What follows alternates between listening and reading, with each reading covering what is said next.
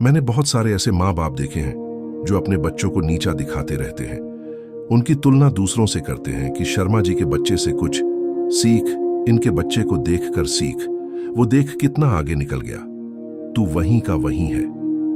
ये बातें कहने में साधारण लगती हैं, लेकिन बच्चे के दिल में ये तीर की तरह चुभती है।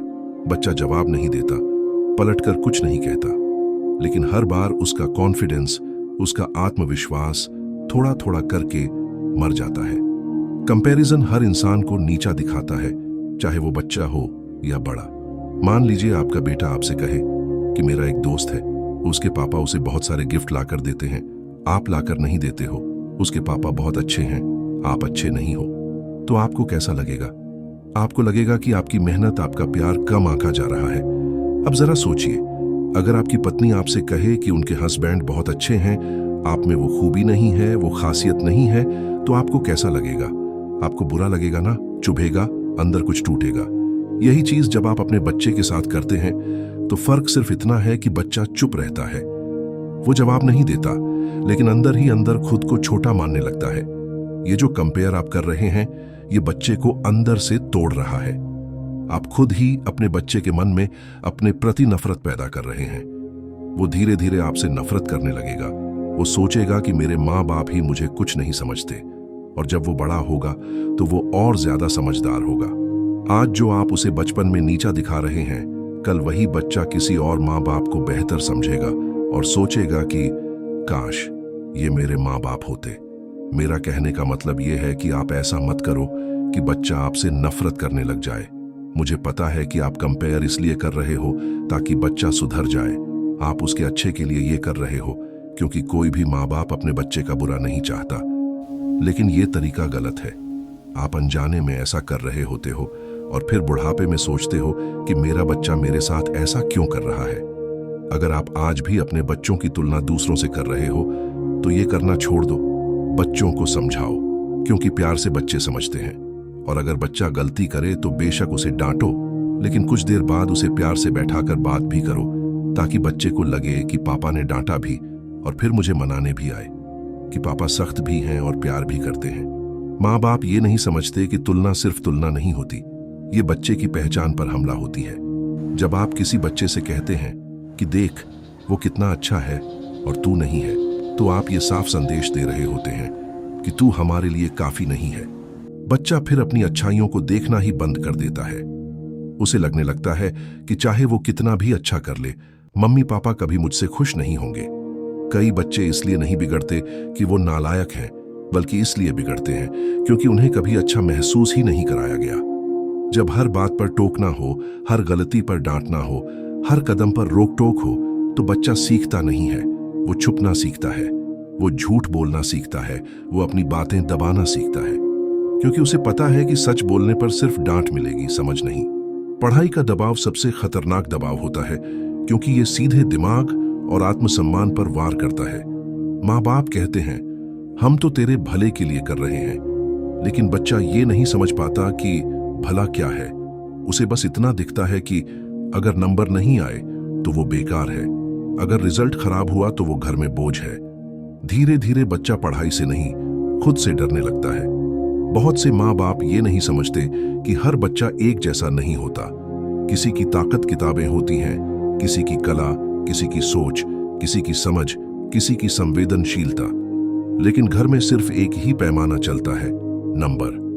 जो नंबर लाया वो अच्छा, जो नहीं लाया वो नाकाम। यही सोच बच्चों को अंदर से तोड़ देती है। कई बार रिश्तेदारों के सामने बच्चों को बेइज्जत किया जाता है। इसे कुछ नहीं आता, ये तो हमेशा ऐसा ही है, हमारा तो नसीब ही खराब है। ये बातें मजाक में कही जाती हैं, लेकिन बच्चे के लिए ये जिंदगी भर का जख्म बन जाती है। वो बच्चा उस दिन के बाद कभी खुलकर हंस नहीं पाता, कभी अपने मन की बात नहीं कह पाता। उसे हर भीड़ में डर लगता है कि कहीं फिर से उसकी बेइज्जती ना हो जाए। माँ बाप ये भूल जाते हैं कि बच्चा उनका प्रोजेक्ट नहीं है, जिसे समाज के सामने शो पीस बनाकर रखा जाए। बच्चा एक इंसान है जिसके अंदर भावनाएं हैं, डर है, सपने हैं। जब आप उसे बार बार दबाते हैं तो वो टूटता है, और टूटा हुआ बच्चा या तो बहुत चुप हो जाता है या बहुत विद्रोही। जो बच्चे बहुत चुप हो जाते हैं उन्हें लोग अच्छा बच्चा कहते हैं, लेकिन असल में वो अंदर से खाली हो चुके होते हैं। वो अपनी बात कहना छोड़ देते हैं, वो अपने फैसले दूसरों पर छोड़ देते हैं। बड़े होकर वही बच्चे जिंदगी में कभी अपने लिए खड़े नहीं हो पाते, क्योंकि उन्हें बचपन से सिखाया गया कि तुम्हारी सोच मायने नहीं रखती। और जो बच्चे विद्रोही बन जाते हैं उन्हें बदतमीज कहा जाता है, लेकिन कोई ये नहीं पूछता कि वो ऐसे क्यों बने। कोई नहीं देखता कि सालों तक उन्हें सुना नहीं गया, समझा नहीं गया, सिर्फ आदेश दिए गए। जब बच्चा घर में सुना नहीं जाता तो वो बाहर गलत जगहों पर सुना जाना ढूंढता है। माँ बाप का काम सिर्फ पालना नहीं होता, समझना भी होता है। लेकिन हमारे समाज में माँ बाप को भगवान मान लिया गया है, और जहां भगवान मान लिया जाए वहां सवाल पूछना गुनाह बन जाता है। बच्चा अगर बोले कि मुझे अच्छा नहीं लग रहा तो कहा जाता है ड्रामा मत कर। अगर बोले कि मुझसे नहीं हो रहा तो कहा जाता है बहाने मत बना। धीरे धीरे बच्चा अपने दर्द को नाम देना भी भूल जाता है। उसे समझ ही नहीं आता कि वो दुखी है, परेशान है, टूटा हुआ है। वो बस इतना जानता है कि वो गलत है। यही सोच आगे चलकर चिंता, अवसाद और आत्मघृणा में बदल जाती है। बहुत से माँ बाप अपने अधूरे सपनों का बोझ बच्चों पर डाल देते हैं। मैं नहीं कर पाया, तू कर। लेकिन ये नहीं सोचते कि बच्चा उनका दूसरा संस्करण नहीं है। उसका रास्ता अलग हो सकता है, उसकी मंजिल अलग हो सकती है। जब आप उसे अपनी कहानी जीने पर मजबूर करते हैं तो उसकी अपनी कहानी मर जाती है। प्यार का मतलब नियंत्रण नहीं होता। प्यार का मतलब हर समय निगरानी नहीं होता। प्यार का मतलब ये नहीं कि बच्चे को सांस लेने की भी इजाजत न दी जाए। सच्चा प्यार सुरक्षा देता है, भरोसा देता है, गलती करने की जगह देता है। अगर बच्चा गलती करे तो उसे सजा से पहले समझ की जरूरत होती है, क्योंकि गलती इंसान होने का सबूत है। लेकिन जब हर गलती पर ताना मिले, तुलना मिले, तो बच्चा सीखता नहीं, डरता है। डर से कोई मजबूत इंसान नहीं बनता। आज बहुत से युवा अंदर से खाली हैं।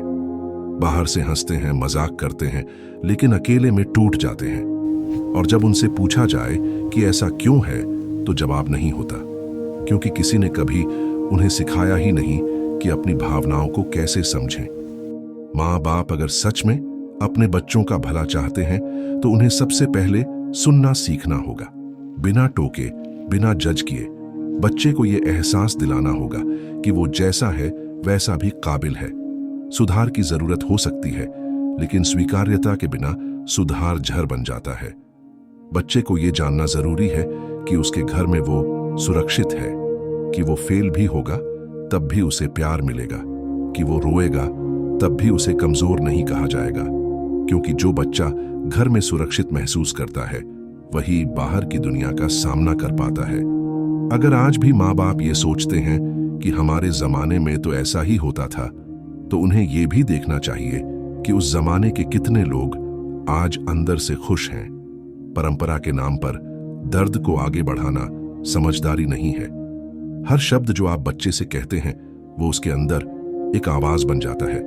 वही आवाज बड़े होकर उसके दिमाग में गूंजती है। अगर आपने उसे बार बार बेकार कहा है तो वो खुद को बेकार ही कहेगा।